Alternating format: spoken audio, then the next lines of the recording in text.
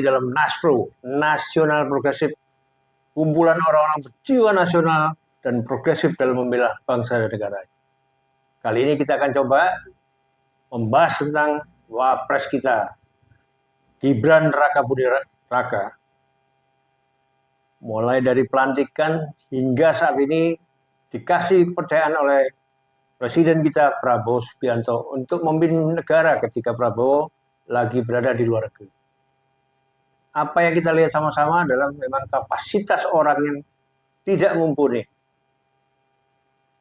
Lihat jelas, pertemuan Forkominda di Sentul, bagaimana dia menyisakan visi cuma satu Prabowo, itu adalah ucapan atau analisa atau perkataan yang harusnya dia harus memperoleh bahan yang cukup untuk menjelaskan kepada Forkominda seluruh Indonesia. Karena disitulah bupati, wali kota, gubernur, dan aparat di daerah lagi berkumpul di Jakarta. Karena dia tidak memahami tentang otonomi daerah. Otonomi daerah itu memberikan ruang kepada bupati, wali kota, gubernur untuk berkreasi untuk kepentingan masyarakat yang ada di bawah. Harusnya dia nyampaikan adalah bagaimana daerah itu menunjang program yang diharapkan seorang Presiden Prabowo. Nggak bisa kita satu visi karena antar daerah pasti permasalahannya pasti beda. Ya kan? Pendekatannya pasti beda. Nah, kalau sama-sama kita lihat dari awal ketika dilantik, bagaimana anggota dewan itu menyuarakan kata bu.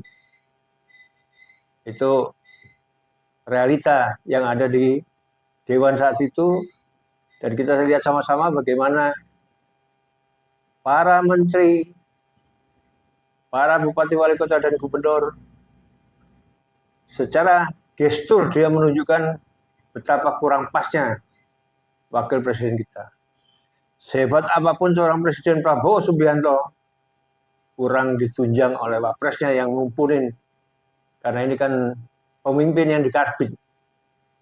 Pemimpin yang bukan dari suatu proses yang panjang, sehingga dia menjadi kader yang kuat, menjadi pemimpin yang kuat, menjadi pimpinan yang bisa ngimbangi kehebatan seorang Prabowo Subianto.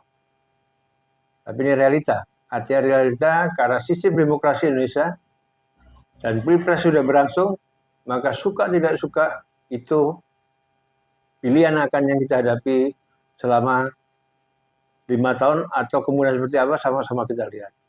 Jangan sampai kemungkinan pemakzulan itu juga akan terjadi. Karena seorang Gibran tidak punya partai politik yang kuat, ya kan? Seorang Gibran hanya sebuah paket, dan realita yang dia lakukan adalah realita yang kalau dilihat nggak rasionalnya. Seorang kapasitas presiden kenapa harus berkunjung ke sekolah-sekolah yang bersifat teknis, dan itu pun belum dibuat program pemerintah untuk merealisasikan, karena program itu akan direalisasikan tahun 2025 sesuai dengan anggaran.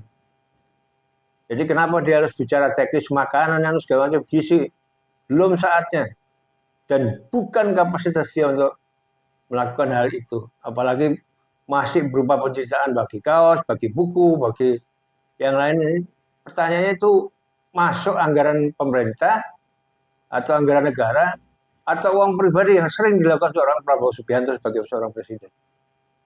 Apakah mampu dia mengatasi kehebatan Prabowo Subianto sebagai presiden? Tentunya masih jauh. Jadi sama-sama kita lihat ke depannya, apakah dia mampu bertahan sampai 5 tahun?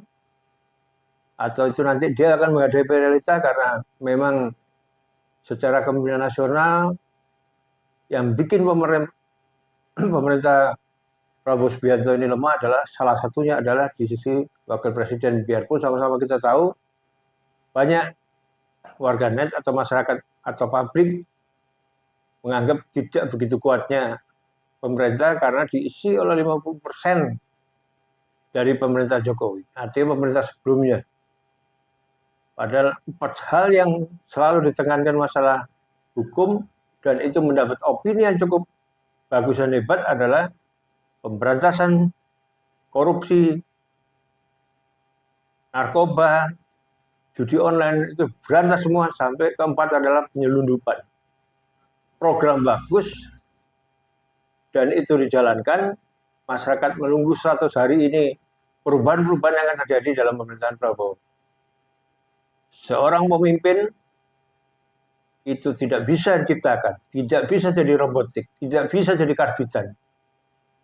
Kalau itu yang terjadi, maka kita akan lihat sama-sama bagaimana seorang Gibran menjadi robotik, menjadi karbitan, menjadi pemimpin yang tidak sangat ideal dari pemerintahan Prabowo Gibran.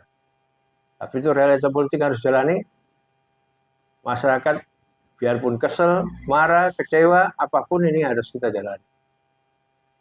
Sekali lagi, seorang pemimpin tidak bisa diciptakan jadi seperti itu. Seorang pemimpin itu adalah memang dari lahir atau dalam dirinya memang ada kemampuan yang leadership yang kuat. Sekali lagi, pemimpin tidak bisa diciptakan, tapi dia dilahirkan. Apakah dia mampu sampai selesai, atau putus di tengah jalan, atau dimaksulkan oleh sistem yang dinamikanya pasti akan terjadi di DPR ke depannya. Itulah realita politik. Terima kasih. Wassalamualaikum warahmatullahi wabarakatuh. Nasro!